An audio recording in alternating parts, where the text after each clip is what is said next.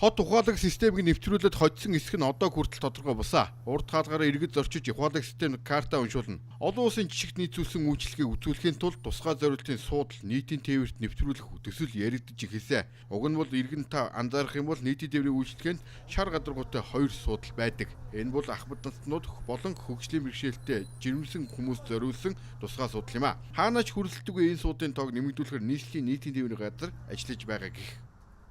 Ихэдээ бол энэ бүх автобусанд бол тусгаалсан суудал гаргаж өгсөн байгаа. Хоёр тийм шар суудлын бүрээсээр бүрдсэн. Тэгээд тэмдэглэгээтэй стикер наацсан байгаа. Ер нь бол одоо тэрийг жоохон шинжлэхийн юу их асуудалтай нь болохоор интервенер ээжүүдийн холбоотой хамтран бид нэр ажиллаж байгаа. Тэднийхээс болохоор бол эхний ээлжинд 1000 автобусны суудлын бүрээсийг 4000 стикерийн хамтнааж байршуулж өгнө гэсэн төсөл хэрэгжүүлж байгаа. Одоогийн байдлаар 500 суудлын бүрээс бэлэн болцсон. 4000 стикер бол бэлэн болцсон байгаа.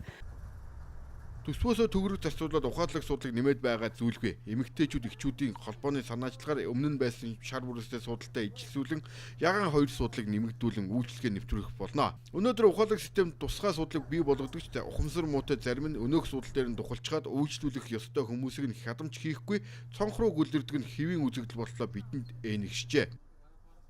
Байдгийн уг нь. Тэгэхдээ зарим автобуснууд байдаг, зарим автобуснууд харагддаг маа. Өндөр сэтийн суудлага зарим автобус байдаг. Байхгүй шүү дээ. Би мэдэхгүй байна. Эмэгтэй хүн өндөр энд суусан тийм байхгүй шүү дээ. Зориултын тийм суудал байдаг байхаа. Тэгэхээр ерөөсөө энэ нийтийн суудал дээрээс босгаад гэж шүү дээ бид нар. Хүүхдүүд бол залуучууд бол суудлаа тавиад өгдөг. Бараг нэг байдаг юм шиг байл шүү дээ. Тэгэхдээ одоо нэг залуучууд сайхан болсон шүү дээ. Суудал тавиад өгдөг болсон.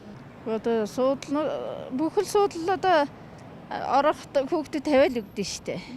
Зориултын суудал. Тийм зориултын суудал гэж би мэдэхгүй. Тэр одоо бүгд л сандалтаар л сууж л байна.